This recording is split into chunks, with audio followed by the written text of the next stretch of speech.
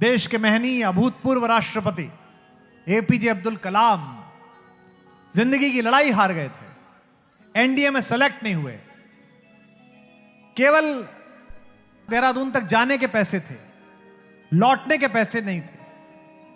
आप में से कितने लोग ऋषिकेश गए? हाथ उठा के बताइए। बहुत लोग गए हैं।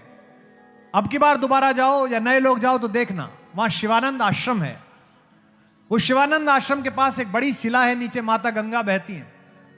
शाम के समय जब पैसे नहीं थे तो सोचा कलाम साहब ने कि बहन के गहने गिरवी रख के आया था, सोचा था पायलट बन जाऊंगा, जहाज उड़ाऊंगा, सिलेक्शन नहीं हुआ, अब वापस जाने के पैसे नहीं है, ऐसे जीवन का क्या फायदा, आत्महत्या कर लेता हूं। उन्होंने अपनी आत्मकथा में लिखा है, पढ़ना उनके अग्निगुणान, विंग्स ऑफ फायर में लिखा है कि मैंने सोचा कि मैं आत्महत्या कर लेता हूं। शाम के समय टहल रहे थे, इसी उद्विग्नता के साथ के कूदूं, संध्या करके आरती करके माता गंगा को प्रणाम करने के लिए स्वामी शिवानंद जी निकले। उन्होंने देखा एक लड़का टहल कदम कर रहा है और बिल्कुल कोने पे आके रुकता है।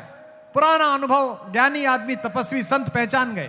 बोले बेटा एक सेकंड रुक, यहां प्रणाम महाराज। क्या हुआ बेटा, यहां से कैसे घूम रहा है, गिर जाएगा, नीचे गंगा है। आंख में आंसू आ गए। स्वामी जी ने कंधे पे हाथ रखा, बेटा क्या बात हो गई, कहां से आए हो? महाराज केरल से आया हूं।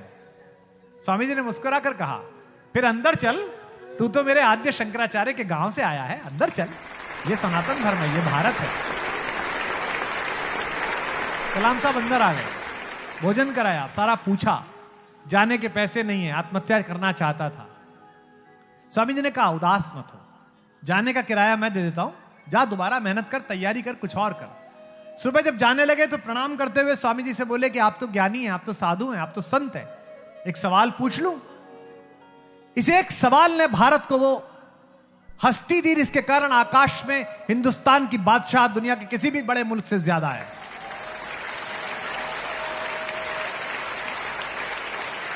इतनी नई कंपनियां अमेरिका खड़ा नहीं करता जितनी हम मिसाइल फेंकते हैं आकाश में। पूरी दुनिया किराए पे मिसाइल फेंकवाने आती है हमसे, श्रीहरिकोटा से।